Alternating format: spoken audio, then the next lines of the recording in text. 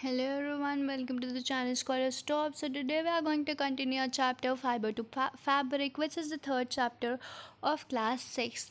So this is the third, I think second part of the chapter. And if you have not seen the previous videos, go check it out on my channel so that you can understand this one easily. और यार अगर channel को subscribe नहीं किया है तो जल्दी से सब्सक्राइब कर दो, ठीक है। तो रेड कलर का बटन है नीचे, उसको जो है क्लिक करोगे तो सब्सक्राइब हो जाएगा और आगे के वीडियोस आप अच्छे से देख सकोगे। तो सम प्लांट फाइबर्स से हमको पढ़ना है और आगे का तो हम ऊपर का तो हम पढ़ चुके हैं, नेचुरल फाइबर्स और सिंथेटिक फाइबर्स। तो some plant fibres, have you ever made wicks for oil lamps. तो वो बोल रहा है कि अगर तुम लोगों ने कभी वो पतली पतली रुई की विक्स बनाई है जो ऑयल लैम्प्स के लिए बनाई जाती है। Did you use your making what do you use for making these wicks. तो आप क्या यूज़ करते हो वो विक्स बनाने के लिए। जैसे हम जो दिए में रखते हैं ना, दिए में जब तेल डालते हैं और तेल डालने के बाद जिसमें कुछ एक बत्ती रखते हैं जो वो होती है कॉटन की होती है, वो उसको रखते हैं। Do you use the what do you use. तो ये पूछ रहा है कि व्हाट डू यू यूज़। तो इसका आंसर यही होगा कि हम यूज़ करते हैं कॉटन की विक्स, कॉटन के विक्स यूज़ करते हैं। This cotton wool is also use for filling mattress, quilts और पिलो। और जो कॉटन है ना उसको यूज़ किया जाता है मैट्रेस को फिल करने के लिए, क्विल्ट्स को और पिलोज़ को भी। Take some cotton wool, pull it part and look at its edges। तो उसके बाद जो है कॉटन के वुल को लीजिए, उसको जो है अपार्ट करिए और उसके एजेस को देखने के लिए कहा है। What do you observe. तो कह रहा है कि अगर जब आपने उसको अपार्ट किया होगा ना तब आपको क्या देखने को मिला।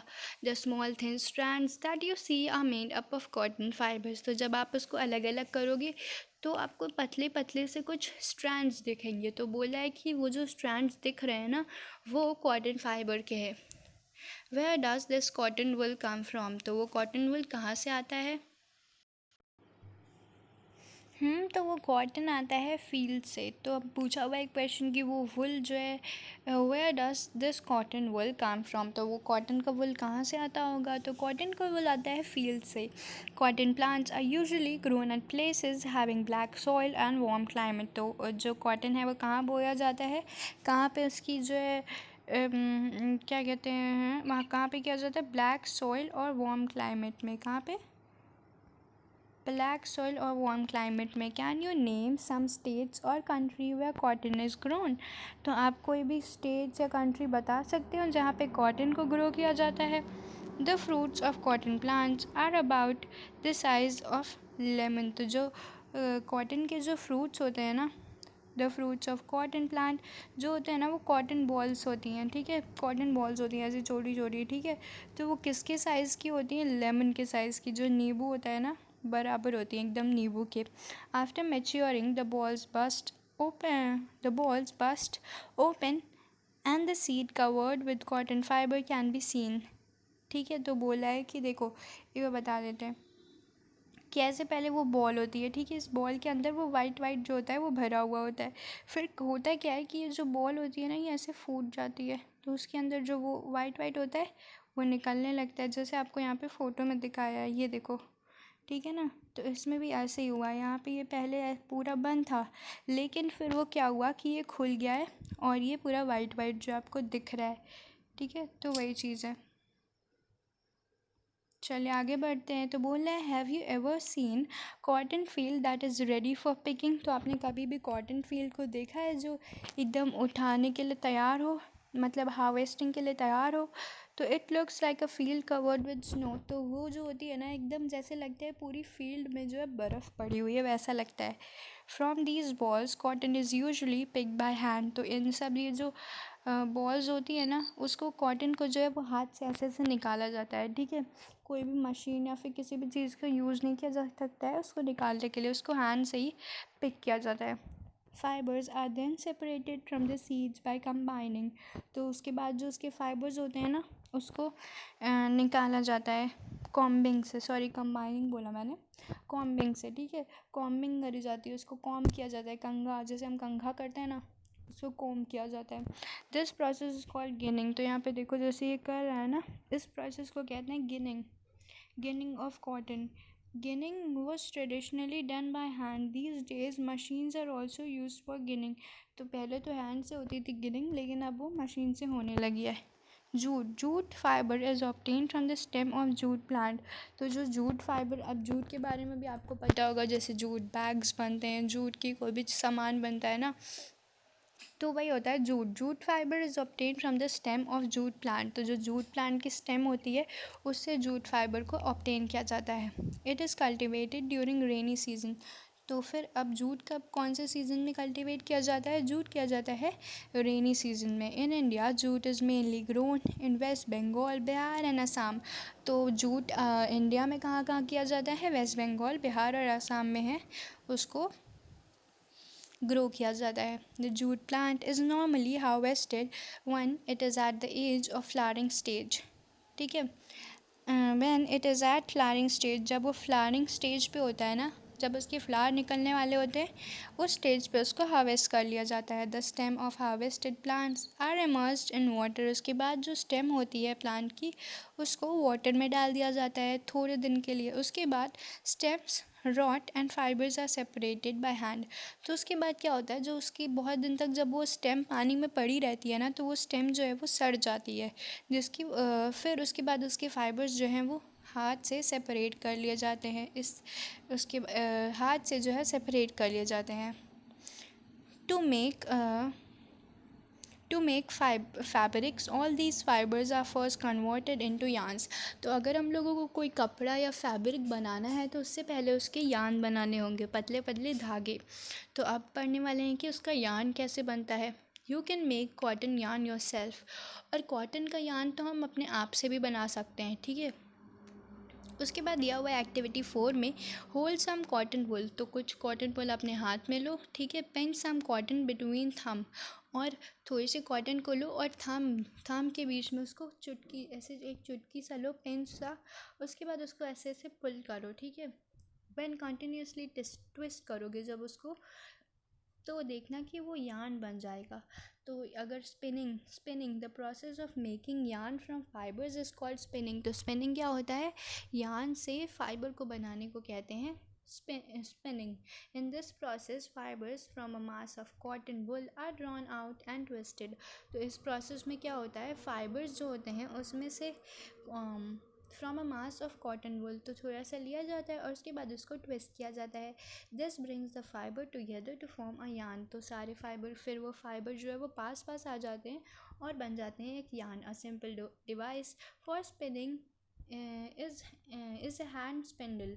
तो जो क्या कहते हैं, जो डिवाइस यूज़ करी जाती है स्पिनिंग के लिए उसको कहते हैं हैंड स्पिंडल और ऑल्सो कॉल्ड टकली. तो उसको कहते हैं तकली. ठीक है, हैंड स्पिंडल भी कह सकते हैं या टकली. यहाँ पे आपको ये देखिए दिखाया हुआ है यहाँ पे फ़ोटो, ये होती है हैंड स्पिंडल या फिर इसको कह सकते हैं टकली. Another hand operated device use for spinning. तो जो दूसरा डिवाइस यूज़ किया जा सकता है स्पिनिंग के लिए वो है चरखा. ठीक है, चरखा और ऊपर तकली. यूज़ ऑफ चरखा was popularised bye Mahatma Gandhi. तो जो चरखा को जो यूज़ आया ना, तो वो महात्मा गांधी ने बहुत पॉपुलर कर दिया था. As a part of independence movement के पार्ट में उन्होंने बहुत उसको पॉपुलर कर दिया था. He encourage people to wear clothes made from home spun yarn termed as khadi. तो वो बोलते थे कि जो होम स्पन यार्न है उसके कपड़े पहनो, जिसको वो कहते थे khadi. And shun imported cloth made in mill of Britain. तो वो कहते थे कि खादी और शून पहनो और क्या कहते हैं, इम्पोर्टेड क्लोथ को मत पहनो जो ब्रिटेन से आए. To popularise and promote khadi. और खादी को पॉपुलराइज और प्रमोट करने के लिए the government of India constituted a body called khadi. तो फिर गवर्नमेंट ऑफ इंडिया ने एक बॉडी बना दी जिसका नाम था खादी बना दिया गया. और विलेज इंडस्ट्रीज़ कमीशन इन 1956 में. ठीक है, spinning of yarn on large scale is done with the help of spinning machines. तो यार्न को जब स्पिन किया जाता है लार्ज स्केल पे, अगर कोई भी चीज़ बननी होती है तो स्पिनिंग मशीन से बनती है. After spinning yarns are use for making fibres. तो जब उनकी स्पिनिंग हो जाती है, जब वो एक धागे बन जाते हैं ना, तो अब फैब्रिक बनाने का काम आ जाता है. पहले तो वो ऐसे होते हैं, पहले होते हैं फाइबर होते हैं, फाइबर से जब हम उनको बना लेते हैं यान, और यान को फिर हम जोड़ जोड़ के बनाते हैं फैब्रिक, ठीक है। अब यान टू फैब्रिक, पहले फाइबर टू यान, फिर यान टू फैब्रिक, ठीक है। तो वही चीज़ है, फाइबर टू फैब्रिक हमारे चैप्टर का नाम है। यान टू फैब्रिक अब हम पढ़ने वाले हैं। There are many ways by which fabrics are made from yarn. तो बहुत ढेर सारे वेज हैं जिससे जो है फैब्रिक बनता है यान से, ठीक है। The two main process are weaving and knitting knitting, ठीक है। तो फिर दो वेज हैं, तो उनके बारे में भी अब पढ़ लेते हैं कि वीविंग के बारे में पढ़ेंगे। अब in activity 2 you might have noticed that fiber is made up of two sets of yarn। तो अब हम लोग ने एक्टिविटी 2 में पढ़ा होगा कि एक्टिविटी 2 कहाँ है, चलो पहले देख लेते हैं एक्टिविटी 2।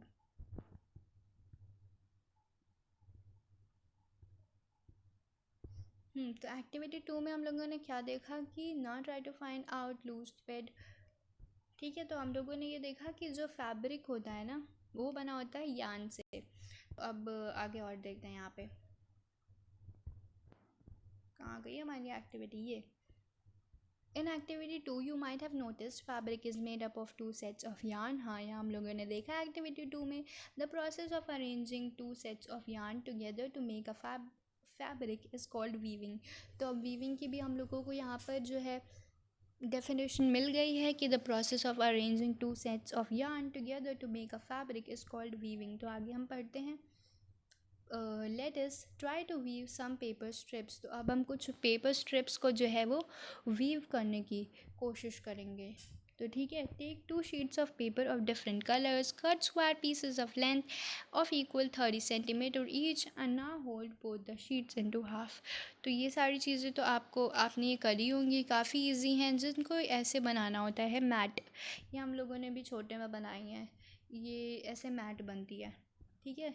तो वही चीज़ है कि दो चीज़ों को लो और उसके बाद उसको एक, जैसे हम लोग कोई कपड़ा वीव करते हैं उसी तरह इसको भी वीविंग करो पेपर से, ठीक है। In similar manner two sets of yarn are woven to make a fabric. तो जैसे अगर आप जब ये मैट बनाएंगे तभी आपको पता चलेगा कि जो है दो सेट यार्न के दो सेट को लिया जाता है और उसको इसी तरह जो है किसी भी फैब्रिक को बनाया जाता है। The yarns are much thinner than our paper strips। तो हमारी पेपर स्ट्रिप तो थोड़ी मोटी है, लेकिन यान जो होते हैं ना वो बहुत पतले होते हैं। Weaving of fabric is done on looms. तो जो हमारी वीविंग करी जाती है वो लूम्स पे करी जाती है। ये देखिए ऐसे, जैसे यहाँ पे दिया हुआ है 3.13 में। The looms are either hand operated और पावर ऑपरेटेड। तो ये जो फ़ोटो बनी हुई है वो तो हैंड ऑपरेटेड है, जहाँ पे ये वुमेन बैठ के अपने हैंड से बना रही है, लेकिन अब तो मशीन ऑपरेटेड हो गया है। तो अब हम पढ़ने वाले हैं नाइटिंग नाइटिंग या निटिंग, जो भी है। Have you notice how sweaters are knitted. तो अब आप लोगों ने देखा होगा कि हमारी मम्मी लोग दो, जैसे कि डंडी टाइप्स होता है, उसको डंडी को लेके ऐसे ऐसे करती रहती हैं, तो और हमारा स्वेटर जो है वो बन जाता है। अ सिंगल यार्न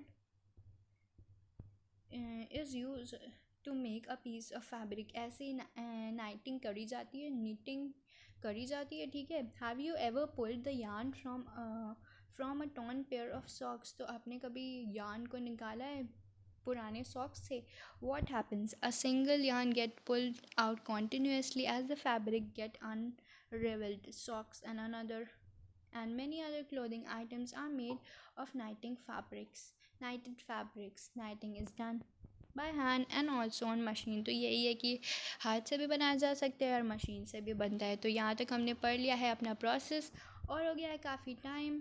तो अब भी हम यहाँ पे चैप्टर को फिनिश करते हैं। थोड़ा सा यहाँ पे बचा है, weaving and knitting are use for making different kinds of fabric. तो ऐसे जो वीविंग करके भी और नाइटिंग करके भी हम काफ़ी ज़्यादा फैब्रिक को बना सकते हैं। These fabrics are use for variety of clothing items. तो यहाँ तक हमने पढ़ लिया है और आगे के चैप्टर में हम पढ़ेंगे हिस्ट्री ऑफ क्लोथिंग मटेरियल्स।